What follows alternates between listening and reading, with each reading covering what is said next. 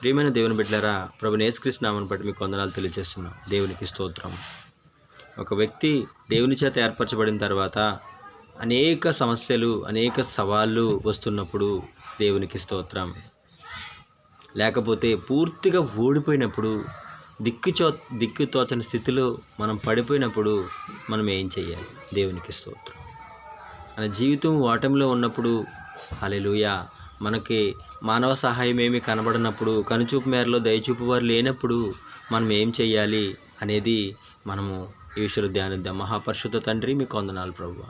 ఈ ఉదయకాల సమయం నందు మీరు మాకు ఇచ్చిన ఆలోచనను బట్టి మీకు వేవేల స్తుతులు, స్తోత్రాలు ప్రభువా. సహాయం చేయండి. నా మాట విన్నవారికి ఆదరణ కలగజేయండి, నిరీక్షణ కలగజేయండి, సహాయం దయచేస్తారని పరిశుద్ధాత్మదేవ మీరు కృప చూపిస్తారని యేసు నామమున అడుగుతున్నాం తండ్రి, ఆమేన్.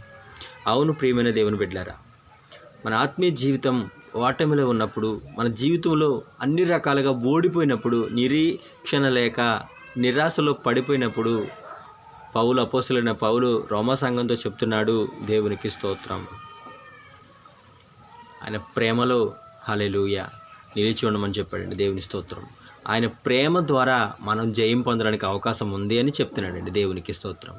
శ్రమ అయినను, వస్త్రహీనత అయినను, ఉపద్రవమైనను, ఖడ్గమైనను, ఉన్నవేనను, రాబోవైన మరి ఏదైనా వచ్చిన ఎడల అవి నేను ఓడించడానికి కాదు కానీ నీ చేత ఓడిపోవడానికే వస్తున్నాయి, పంపబడుతున్నాయని ఎవరైతే ఆత్మీయ నేత్రంతో చూస్తున్నారో వారు గెలుస్తారండి. దేవునికి స్తోత్రం కలుగునుగా.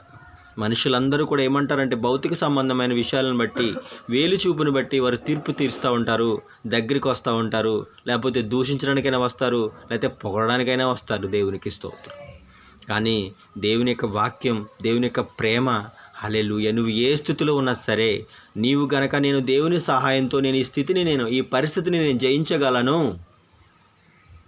దేవునికి స్తోత్రం అని నీవు దేవుని వైపు తిరిగిన ఎడల, దేవుని ప్రేమ వైపు తిరిగిన ఎడల, దేవునికి స్తోత్రం, నీకు ఒక అంతులేని శక్తి, అనంతమైన ఒక దేవుని కృప నీ లోపల శక్తిగా ధైర్యాన్ని కలగజేస్తండి. హల్లెలూయా. అదే చెప్పాడండి. దేవునికి స్తోత్రం.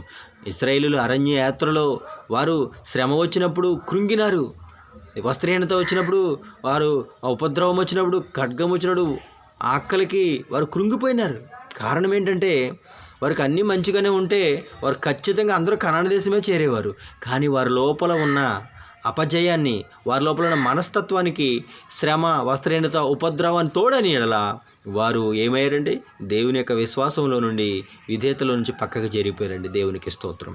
ఒక మనిషి గుంపులో ఉన్నప్పుడు మంచిగానే ఉండవచ్చు, కానీ వ్యక్తిగతంగా ఒంటరిగా ఉన్నప్పుడు అతని ప్రయాణం ఎలాగా ఉంది, అది సక్సెసా ఫెయిల్యూరా, అది మనం గుర్తించాల్సిందండి. దేవునికి స్తోత్రం. మందిని బట్టి, లేకపోతే ఒక సంస్థను బట్టి, లేకపోతే ఒక 10 మంది ఉన్నారు కదా మనం వెళ్ళి వాళ్ళకి మన బాధలు చెప్పుకోవచ్చు కదా అనుకున్నవారు కాదండి. గెలిచేవారు ఎవరూ లేనప్పుడు, నిరాశలో, నిస్పృహలో ఉన్నప్పుడు, మన జీవితం అయిపోయింది అన్నప్పుడు దేవుని వైపు తిరిగేవాడే విశ్వాస వీరుడు. అంతం వరకు దేవుని పక్షంగా నిలబడేవాడే విశ్వాస వీరుడు అండి. దేవునికి స్తోత్రం. కాబట్టి నేను చెప్పేది ఏంటంటే, మన జీవితం ఓటమిలో ఉన్నప్పుడు, మనం ఓడిపోయాము, ఇంకా అయిపోయింది అనుకున్నప్పుడు మనుషుల వైపు తిరగకు, మనుషుల దయను కోరకు. ఒకవేళ మనుషుల దయను కోరిన ఎడల వారిని దూషిస్తారు, సహాయం చేయరు, నిరాకరిస్తారు. అప్పుడు నీ లోపల అవిశ్వాసము, కోపము, పగ, ప్రతీకారం, నువ్వు గతంలో చేసిన మంచి ఇప్పుడు నీకు పనికి రావడం లేదే అని దేవుని మీద కూడా నీకు కోపం వస్తుందండి. దేవునికి స్తోత్రం. కాబట్టి ప్రియమైన దేవుని బిడ్డలారా, ఈ ఉదయకాల సమయమునందు మన ప్రయాణంలో ఖచ్చితంగా శ్రమ వస్తుంది, వస్త్రహీనత వస్తుంది, ఉపద్రవం వస్తుంది, ఖడ్గం వస్తుంది. వచ్చినప్పుడు దాన్ని మన చేత అది ఓడిపోవడానికే వచ్చింది అని మనం దేవుని పాదాలు పట్టుకుని, దేవుని ప్రేమలో నిలిచి, దేవుని వాక్యానుసారమైన వెలుగులో మనం నడిచిన ఎడలా అవన్నీ మనకి దాసులుగా మారతారండి. దేవునికి స్తోత్రం కలుగును గాక. హల్లెలూయా. కాబట్టి ప్రియమైన దేవుని బిడ్డలారా, మన అపజయం మనల్ని ఓడించడానికి మనకి పరీక్ష లేని ఎడల, మనని ఎదుర్కోవడానికి మనకి శత్రువు లేని ఎడల మన జయానికి అర్థమే లేదండి. దేవునికి స్తోత్రం. అందుకే మన ప్రభువైన యేసుక్రీస్తు కూడా సిలువలో ఆయన గురించి రాయబడింది. కొలస్సీలో ఏమని రాయబడింది? ఆయన అధికారులను, ప్రధానులను, అంధకార సంబంధమైన శక్తులను సిలువ చేత పట్టి తెచ్చి బాహటంగా వేడుక కనబరిచి జయస్తోంతో అని ఓడించారండి. దేవునికి స్తోత్రం. చూస్తే యేసు ప్రభుని ఓడించినట్టుగా వారు కనబడుతున్నారు, కానీ వాస్తవానికి అంధకార సంబంధం ఈ అధిపతులు, ప్రధానులు, ఈ అంధకార సంబంధం ఈ శక్తులకు అర్థమైపోయింది, మేము ఓడిపోయాము. ఇక మానవుని యొక్క ఆత్మ పైన మాకు అధికారం కోల్పోయాము. ఇప్పుడు అధికారము, రాజ్యము క్రీస్తుదైపోయింది. దేవునికి స్తోత్రం. కాబట్టి మనకి అన్ని శ్రమలు, వస్త్రహీనత, ఉపద్రవం, ఖడ్గము, సమస్త ఈ లోకంలో ఎన్ని శ్రమలైతే ఉన్నాయో అన్నీ ప్రభు భరించి మనకి జయాన్ని తీసుకొచ్చాడండి. అన్నీ ఉన్నప్పుడు కూడా భుజాన తన సిలువను ఎత్తుకొనండి. దేవునికి స్తోత్రం. కాబట్టి ప్రియమైన దేవుని బిడ్డలారా, ఓర్చుకొనినవాడు, ఆదరించేవాడు, విజ్ఞాపన చేయవాడు మనకున్నాడు అని, మన జీవితం ఓటమి అంచున ఉన్న ఓడిపోయినా దేవునికి ఇప్పుడు చావు కాదు మనకి శరణ్యం, యేసే మనకి శరణ్యం. దేవునికి స్తోత్రం.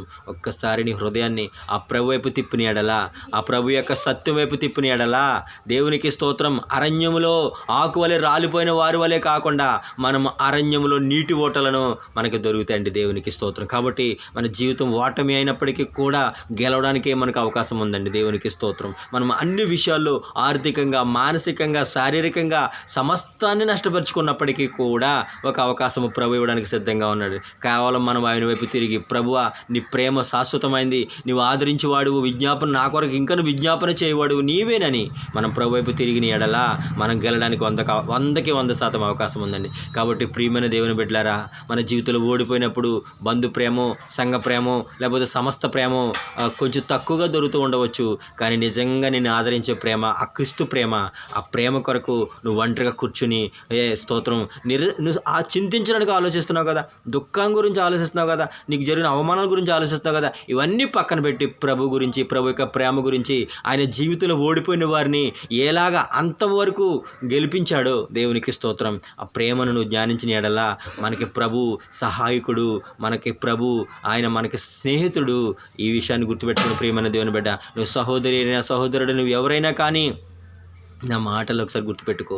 మనుషులు తృణీకరిస్తారేమో కానీ ప్రభు ఎన్నడూ తృణీకరించడు. కానీ నీ మనసు మార్చుకొని ప్రభు వైపు తిరిగి నీ ఓటమిని నువ్వు అంగీకరించకుండా ప్రభు పాదాల దగ్గర పెడితే నీ ఓటమి జయమవుతుంది. దేవుని యొక్క జయమే మనకే అందించబడుతుంది. ఆ సాధించి మన కొరకు మాదిరిగా ఉన్న ప్రభు మనకు సహాయకుడిగా మారతాడని ఈ మాటలు నా జీవితంలో నెరవేర్చబడినాయండి. సత్యం నాకు నెరవేర్చబడింది.